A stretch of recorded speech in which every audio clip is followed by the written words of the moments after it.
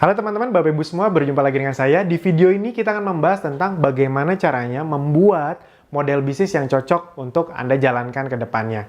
Nah, materi ini saya dapatkan dari sebuah training yang harganya lumayan, tapi efeknya bener-bener luar biasa ke bisnis saya setelah saya praktekkan.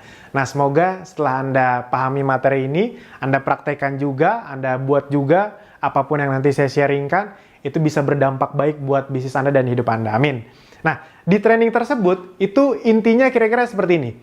Anda akan dikasih 12 pertanyaan yang harus bisa Anda jawab dengan tepat, tepatnya relatif sesuai dengan bisnis Anda. Kalau itu tidak bisa dijawab, lebih baik ganti bisnis, kira-kira seperti itu. Itu dia, karena kalau tidak bisa dijawab berarti bisnisnya tidak scalable, tidak bisa dibesarkan, gitu, tidak bisa diledakkan. Nah, yang akan saya sharingkan adalah 5 pertanyaan yang menurut saya ini sangat penting khususnya untuk Anda orang baru. Jadi saya ambil yang bagian kalau Anda baru bangun bisnis atau sudah pernah bisnis namun gagal. Nah, mungkin ada 5 di antara 12 ini yang miss Anda jalankan. Nah, yang pertama adalah what is the problem? Jadi teman-teman Bapak Ibu semua, kalau Anda mau berbisnis, mulailah dari pola pikir masalah apa yang ingin saya bantu bereskan di masyarakat. Jadi konsumen masyarakat itu punya masalah apa sih? Nah, bisnis-bisnis yang scalable, yang ujungnya besar, walaupun dibangun dari kecil, itu biasanya bisnis-bisnis yang memang membereskan masalah seseorang. Penjualan itu terjadi karena hal yang sangat sederhana. Penjualan itu, sales itu, terjadi sesederhana ini teman-teman. Ketika Anda bisa memberi solusi dari masalah seseorang. That's it. Jadi sales itu adalah jawaban dari masalah seseorang. Solusinya kita kasih ke mereka. Itu. Nah, ketika orang punya masalah, kita punya solusi, dia pakai, dia beli solusi dari kita, dia puas, disitulah dia loyal. Nah, ketika loyal, udah dia akan ikut sama Anda, walaupun bisnis Anda masih kecil, tapi karena yang ngeberesin masalah adalah Anda, walaupun ada kompetitor Anda yang jauh lebih besar, tapi yang ngeberesin masalahnya Anda gitu. Dia akan loyal dengan Anda, sampai Anda besar ke depannya. Jadi prinsip terjadinya loyalitas itu sesederhana ini teman-teman Bapak Ibu semua. Masyarakat punya masalah, konsumen punya masalah, dia ingin membereskan masalahnya, akhirnya dia membeli solusi Anda. Ketika dia beli solusi Anda, akhirnya dia jadi loyal. Contoh sederhananya misalnya gini, ada seorang yang punya masalah dengan waktu, misalnya ya. Waktu dia ingin kerja ke kantor, pagi-pagi, tiap pagi tuh dia menghabiskan banyak waktu di jalan. Entah dia bawa mobil, atau dia naik angkot, atau dia naik busway. Wah, itu lama sekali perjalanannya. Dia ingin memecahkan masalah waktu. Akhirnya tiba-tiba ada satu platform atau aplikasi yang menawarkan untuk menyelesaikan masalah tersebut, namanya Gojek misalnya. Jadi dulu kenapa dia harus naik mobil gitu? Itu lama ya karena macet di jalan. Mau lewat tol kalau jam kerja itu ya macet juga. Kalau naik angkot udahlah macet juga, plus dia harus jalan kaki ke tempat angkotnya itu ada, nggak ngetem. Nah, datanglah Gojek ini. Cuma lewat aplikasi, ketik, nggak nyampe beberapa menit, cuma kurang dari 5 menit, tiba-tiba motornya datang, Gojeknya datang. Wah, masalah pertama beres. Biasanya dia harus jalan kaki kalau harus naik angkot. Ini Gojeknya yang nyamperin. Habis itu ya karena naik motor, jadi lebih bisa selap-selip, dia bisa lebih cepat dalam sampai kantornya. Nah, ketika itu terjadi, masalah dia beres, dia akhirnya puas, udah dia akan loyal sama Gojek itu. Kira-kira seperti itu. Nah, jadi teman-teman Bapak Ibu semua, proses bisnis yang besar adalah selalu mulai dari problem apa yang bisa Anda bereskan. Nah, yang berikutnya, who has the problem? Siapa yang memiliki problemnya? Atau kalau bahasa sederhananya, siapa target market Anda?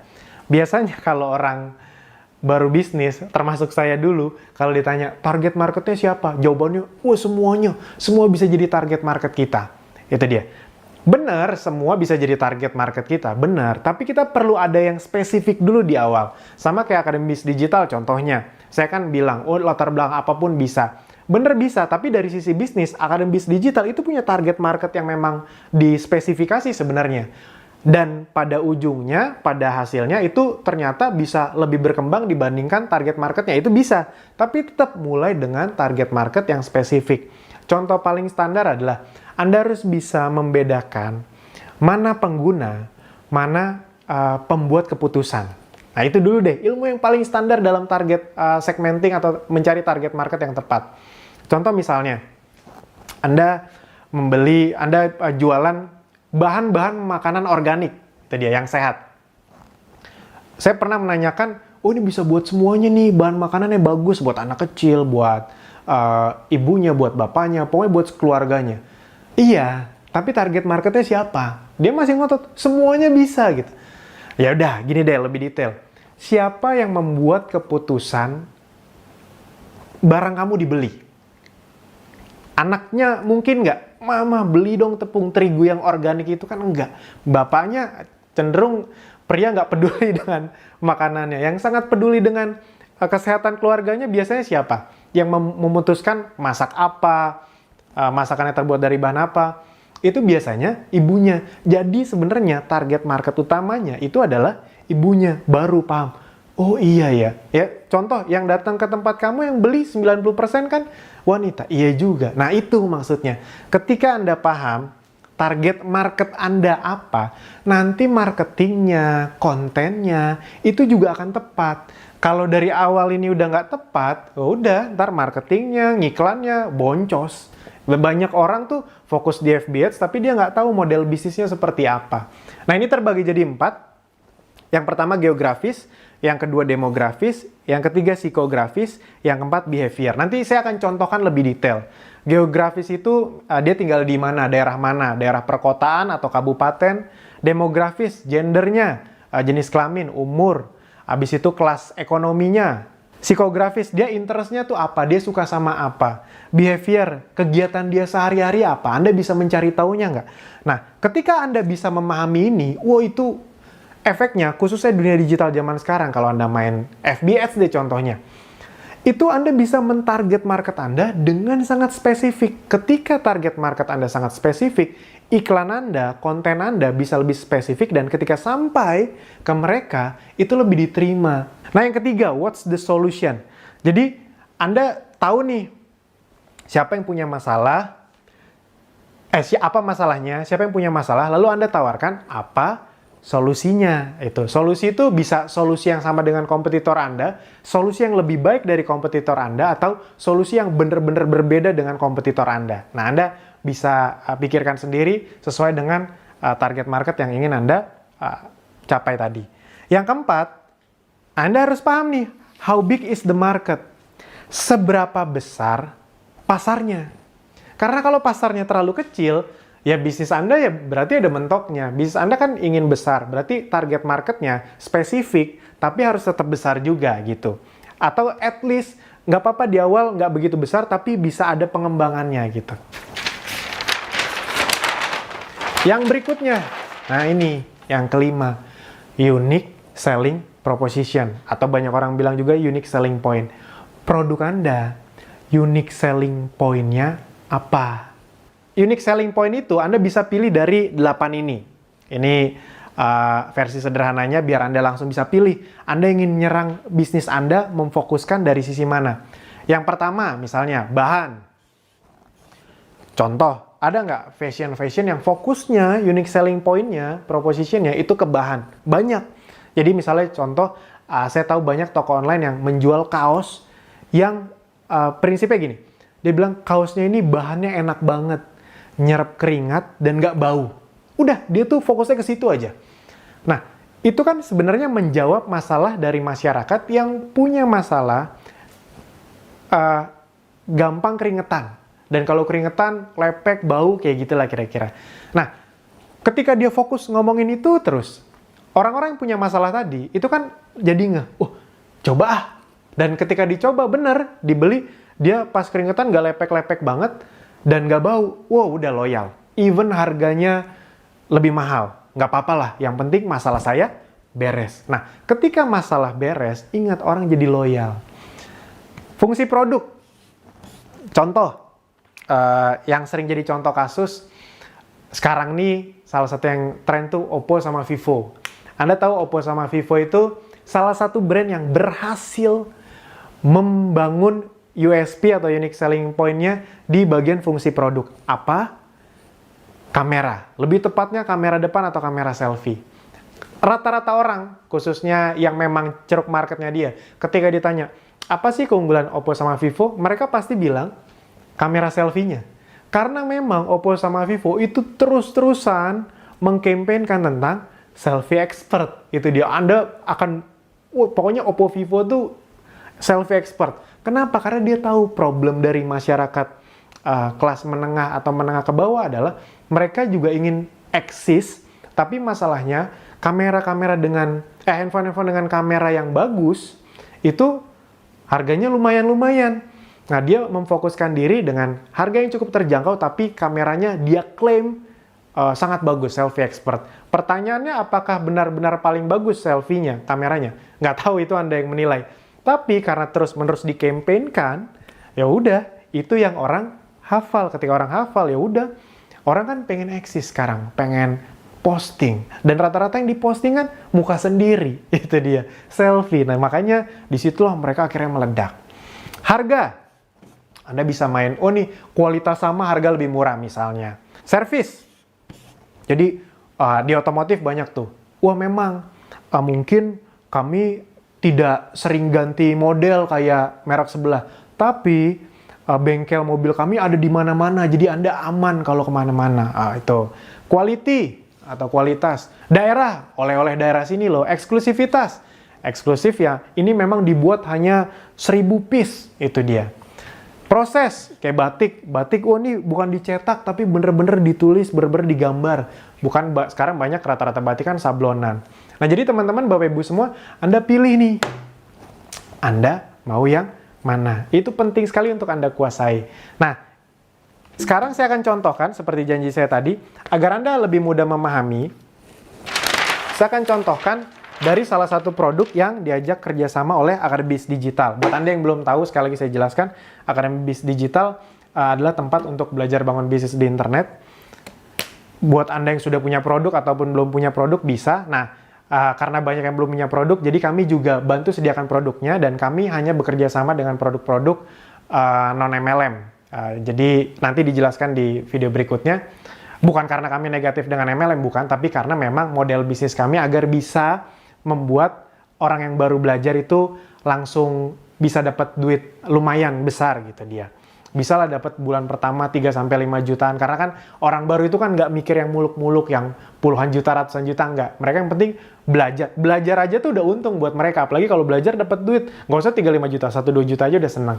Nah, jadi memang kami mencari bisnis atau produk yang punya USP yang bagus, nanti ini saya jelaskan, dan punya sistem bisnis yang reseller berlisensi, distributor, agen, atau reseller. Karena biasanya bisnis model seperti itu cashback-nya besar buat reseller. Jadi kami mencari bisnis model yang seperti itu. Nah, salah satu yang kerjasama dengan kami yang sedang kita fokuskan adalah produk bermerek yang namanya Essenzo. Mungkin ada di antara Anda yang sudah tahu. Nah, itu yang akan saya bahas. Sekalian promosi, boleh dong, itu dia. Nah, jadi apa masalahnya? Ini saya jelaskan, saya beri contoh agar nanti Anda bisa contohkan. Kalau Anda sudah punya produk sendiri, Anda bikin semua ini. Kalau Anda lagi nyari produk, Anda bisa cari produk dengan referensi yang lain dengan hal yang saya contohkan ini. Yang pertama adalah what is the problem? Kalau Essenzo adalah ingin memenuhi kebutuhan dari masalah masyarakat yang ingin hidup lebih sehat, namun tidak ingin ribet. Orang tuh prinsipnya ingin hidup lebih sehat, tapi males yang ribet-ribet. Nah, rata-rata kan kalau kita ngomong dengan segala sesuatu yang kesehatan, di otak masyarakat itu kan adalah sesuatu yang jadi lebih ribet. Harus olahraga lah, harus minum suplemen yang harus diminum lah, kan itu sering lupa apa segala macam.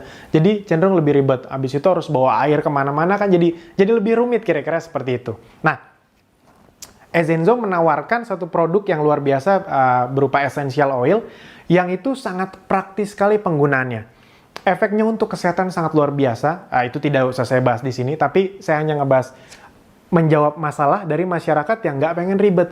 Karena essential oil dari Essenzo, cara pemakaiannya hanya dioles dan dihirup. Oh, itu sangat luar biasa sekali efeknya. Contoh misalnya kalau Anda sakit gigi itu pakai ginger, ekstrak dari ginger. Itu hanya 1 tetes Anda oles, 1-2 tetes Anda oles di bagian yang sakit, dari luar ya, bukan dari dalam ya. Di kumur juga bisa, tapi biasanya dioles 1-2 tetes saja. Itu banyak sekali testimoni yang bilang 5-10 menit sakit giginya hilang. Anda kebayang nggak? Cuma dioles atau dihirup. Itu karena itu bener-bener ekstrak, konsentrat tinggi dari satu tumbuh-tumbuhan. 100% alami. Nah, jadi teman-teman, Bapak Ibu semua, itulah yang dijawab oleh Essenzo. Yang kedua, who has the problem? Nah, ini kita waktu itu sengaja ngambil satu produk yang memang ceruk marketnya adalah yang saya sebutkan ini.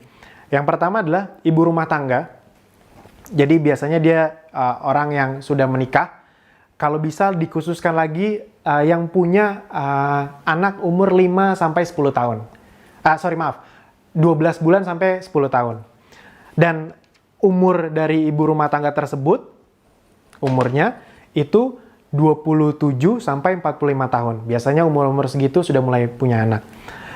Habis itu pekerjaannya apa ibu rumah tangga? Kelas perekonomiannya C, B, atau A. Tinggalnya di mana? Di perkotaan atau kota kelas 1. Psikografisnya, interestnya apa? Interestnya adalah orang-orang yang memang suka dengan hidup sehat, herbal minded, jadi suka dengan organik yang alami, karena essential oil dari Essenzo itu 100% alami, healthy lifestyle, dan behaviornya adalah orang-orang yang suka menggunakan sosmed. Jadi kami bisa menyerangnya, ibarat kata mentarget market-market tersebut dari sosmed. Yang ketiga, what is the solution? Ya tadi, orang ingin lebih sehat, tapi malas ribet. Essential oil, produk alami 100% dan sangat praktis. Sangat praktis, dihirup, atau dioles 1-2 tetes. Apa coba yang lebih praktis dari itu? Produk apa coba? Produk yang diliatin. Kalau ada ntar produk yang diliatin sembuh, nah nanti kita jual tuh, coba tuh. Produk diliatin doang sembuh. Tapi ya sementara ini yang paling praktis ya dihirup sama dioles. How big is the market? Sudah kita hitung-hitung, total market yang spesifik, cukup spesifik bisa kita ambil share marketnya. Ini sebenarnya bisa lebih berkembang lagi, tapi anggap saja kita cari yang paling spesifik, itu ada sekitar 15 juta. 15 juta orang di Indonesia yang bisa kita, secara spesifik kita iklankan produk kita, kira-kira seperti itulah. Nanti ke depannya, ya bukan cuma 15 juta orang ini sebenarnya yang beli, tapi ada juga yang lain-lain. Tapi awalnya agar biaya marketing kita efektif, itu ya ke mereka. Itu dia makanya ketika kami ajarkan ke para member Akademisi Digital yang memang belum punya produk dan mau memakai produk kita bilang, bayangin 15 juta orang. Kamu misalnya menguasai, nggak usah muluk-muluk ratusan ribu jutaan, 1000 orang aja. 1000 orang bisa kamu handle, dia jadi pelanggan setia kamu, itu semuanya kita kasih. Toolsnya, videonya, alat bantunya, sistemnya, funnelnya, itu semuanya sudah kami sediakan di Akademisi Digital. Jadi buat Anda yang belum punya produk, itu bisa jadi sarana alat bantu juga untuk Anda. Nah, kamu kalau misalnya bisa handle 1000 aja, 1000 itu kamu berarti bisa punya omset 500 juta sampai 1 miliar per bulan. Itu terus repeat order kalau dia belanjanya sangat sedikit. Itu kita ngomong yang sangat sedikit aja, udah 1000 belanjanya sedikit lagi, 500 juta sampai 1 miliar. Nah, dengan sistem reseller yang ada di Essenzo, seorang reseller tuh bisa dapat 25 sampai 40%. Itu kan gede banget itu dia. Jadi si reseller kalau bisa punya omset 500 juta sampai 1 miliar, itu dia bisa dapat 150 sampai 400 juta rupiah, kira-kira seperti itu. Nah, jadi itu yang kami jelaskan untuk potensinya. Itu dia, di awal ya nggak usah muluk-muluk, bisa dapat 35 juta bulan pertama aja udah seneng banget rata-rata orang baru. Tapi maksudnya kami tetap memberi pengertian bahwa ini potensinya besar. Anda kan ingin bisnis yang potensinya juga bisa besar dong. Itu kalau 1000, bayangkan kalau 10.000 ya, kira-kira seperti itu. Nah, USP-nya dari Essenzo ini adalah Essenzo memiliki unique selling proposition atau unique selling point di fungsi produk. Jadi sangat tajam sekali dalam memarketingkan fungsi produknya, itu dia. Jadi sangat berguna untuk kesehatan. Misalnya kalau Anda jerawat itu bisa pakai tea tree, sakit gigi bisa pakai clove bath. Clove bath itu cengkeh. asma bisa pakai ginger, ginger itu jahe. Kalau misalnya Anda susah tidur atau stres itu bisa pakai lavender. Anda kebotakan, Anda ingin membuat rambut Anda lebih indah, lebih tebal, untuk mengurangi kebotakan Anda itu bisa pakai tumbuhan namanya patchouli. Habis itu kalau misalnya Anda migrain bisa pakai peppermint dan banyak lagi.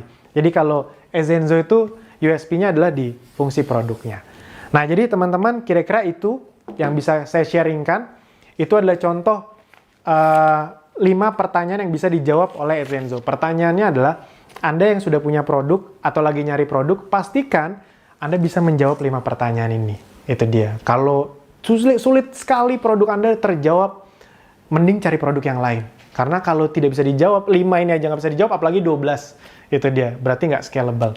Itu saja dari saya di video ini, sampai jumpa di video berikutnya. Terima kasih.